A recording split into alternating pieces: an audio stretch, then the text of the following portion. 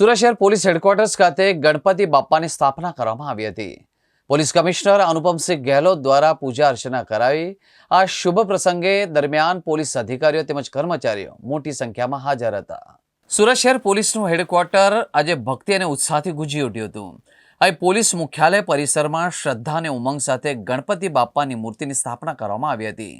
આ પવિત્ર કાર્ય પોલીસ કમિશનર અનુપમસિંહ ગેહલોતના માર્ગદર્શનમાં સંપન્ન થયું હતું।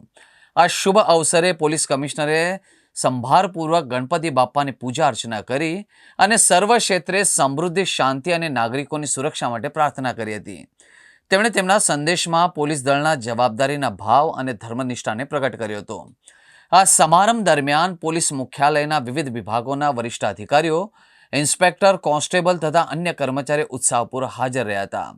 સર્વેની શ્રદ્ધાનું કેન્દ્ર બનેલા ગણપતિ બાપ્પાની આ મૂર્તિ આગામી 10 દિવસ સુધી પોલીસ મુખ્યાલયમાં સ્થાપિત રહેશે, જ્યાં નિયમિત પૂજન અને આરતીનું આયોજન કરવામાં આવશે। આજથી ભગવાન શ્રીજીના સ્થાપનાનો દિવસ છે। શુભ મુહૂર્તમાં બધી જગ્યાએ સ્થાપના થઈ રહી છે।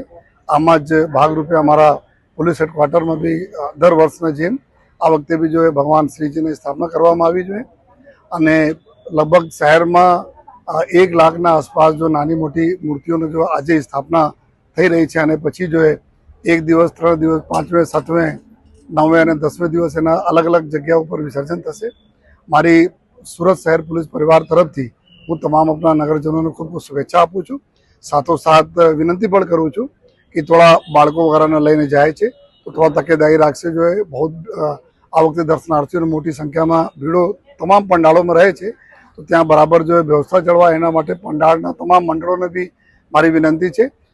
સુરત શહેર પોલીસ સદૈવ જો આપના સેવામાં છે। સુરત શહેર પોલીસ સદૈવ જો આપ માટે જો લગી રહેશે, રાત દિવસ જો આપ સારા સંકલન પોલીસ સાથે રાખશો અને ફરીથી જો હું આજના દિવસે જો મારા પોલીસ પરિવાર તરફથી તમામ નગરજનોને ખૂબ ખૂબ ગણપતિ ભગવાનના આશીર્વાદ બધા ઉપર રહે, સ્વસ્થ રહે, નિરોગી રહે, અમારા શહેર સુખી રહે, શહેરમાં સુખ શાંતિ રહે એવી શુભેચ્છા સાથે બધાના અભિનંદન આપું।